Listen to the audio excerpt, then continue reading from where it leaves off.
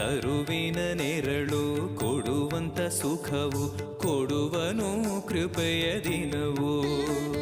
ಸ್ಥಿರ ಇರುವ ಮನ ಎನಗಿರಲಿ ಶರಣಾಗತಿ ಎಂದು ಬರಲಿ.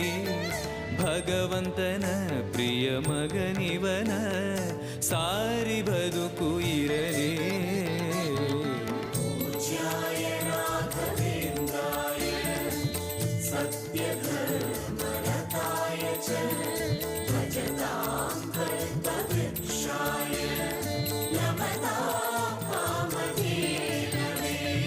ಆಲಯವೆಂದರೆ ಮಂತ್ರಾಲಯವೇ ಬೇರೆ ನಾ ಅರಿಯಲಾರೆ.